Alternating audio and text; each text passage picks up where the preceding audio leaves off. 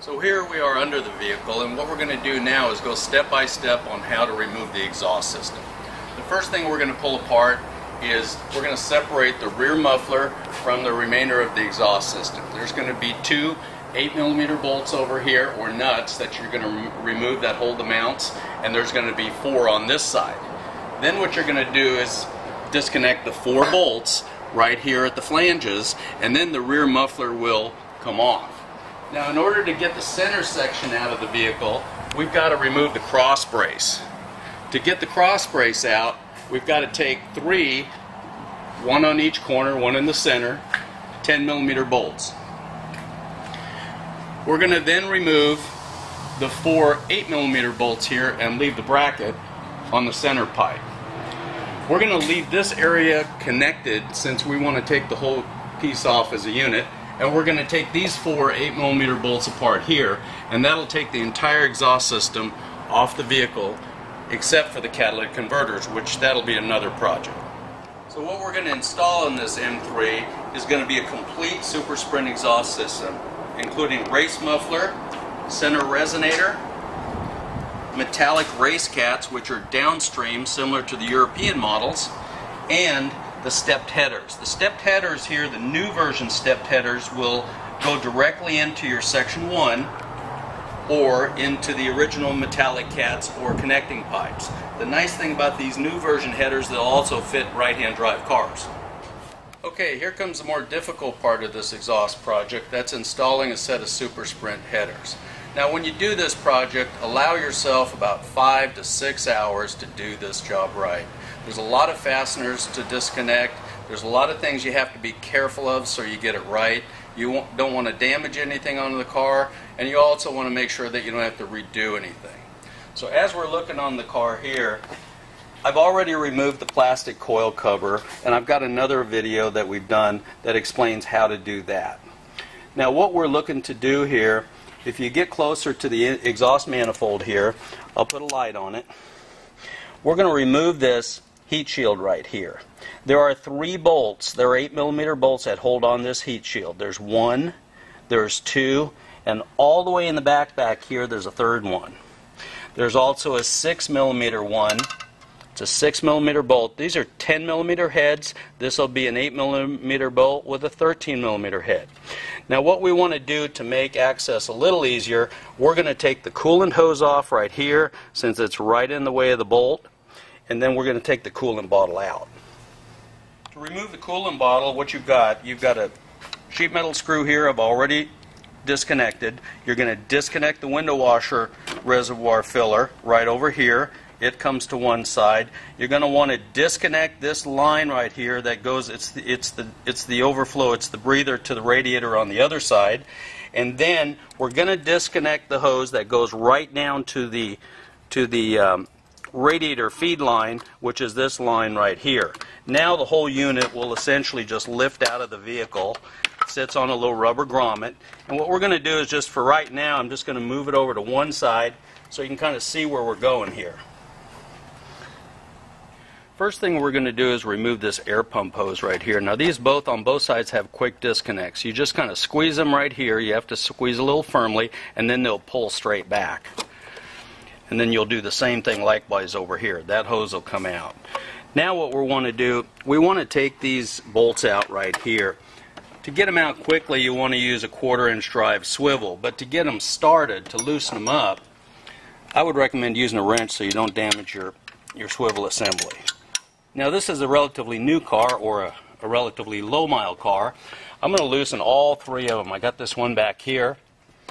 This is a relatively low-mile car, so it's not going to have a lot of rusted fasteners and connectors on it. This is a 35,000-mile car, so it's basically, we're taking the bolts out for the first time, and it seems to be working pretty well.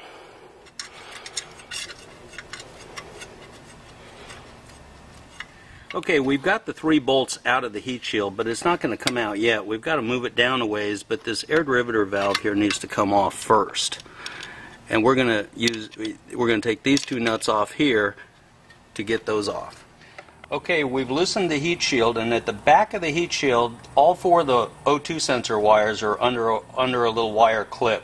You've got to disconnect those first. That'll allow you to push the heat shield back far enough to pull it out the front. Here's the two clips at the back that are holding the O2 sensor wires. Make sure you disconnect those wires, then pry the heat shield down at the body. There's a second heat shield. You're going to pry it back slightly, and then you're going to pull that heat shield out through the top like that. It might take a little bit of moving, but it will come out. Okay, we've got our heat shield out of the way, and here are the headers, or the factory catalytic converters with their headers on it. I've got the 1/4-inch drive ratchet in position. If the studs and nuts aren't too frozen, you could probably take them off with the ratchet assembly as you see it. I can see that I can probably do about 12 of them right now from this vantage point from up above here. Now what you will have to do is put a little WD-40 on them to loosen them up a little bit, and you may have to use a shorter extension on some of them. I doubt if you'll use a longer extension on any of them, but once they get started you should be able to loosen them pretty easily. They're all copper lock nuts, so they should release without too much trouble. If you've got a car that's got a little bit of a rust issue on the studs, what you might want to do is just give them a little bit more time, maybe give them an hour or so soaking with the WD-40. Now, way at the very back there on number 6, it might be a little more difficult to get to, but I can imagine you can probably get all but the bottom one on that side, and we'll do the rest of them from underneath. Now, we're going to go ahead and start taking these nuts off the top, and we'll see how many we get, and then we'll lift the car up and do the rest from the bottom. Okay, we managed to get all of the exhaust nuts. All 18 of them came off from the top. There was 1 or 2 that could have been a little easier from the bottom. The most difficult one was on number 1, the bottom one. That was number 1 flange.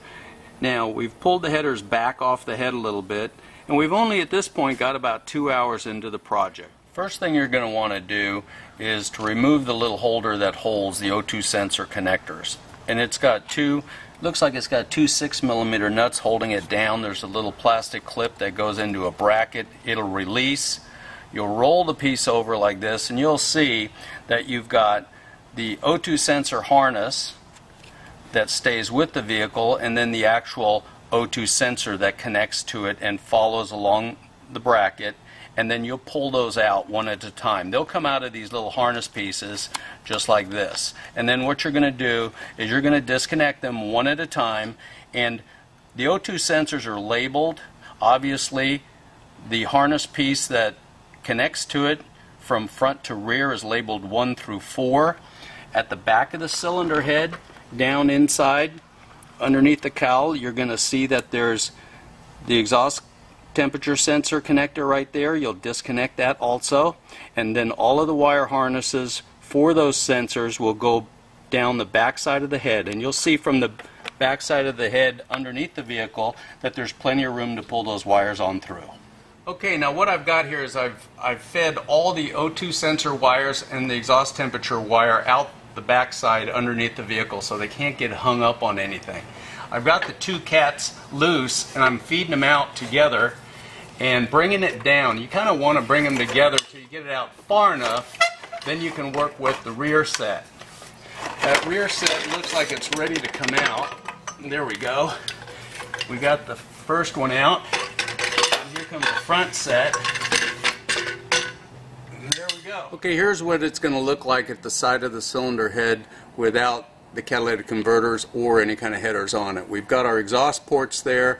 Some of our exhaust gaskets are still hanging. We're going to use new gaskets to make sure we don't have any leaks when we're finished.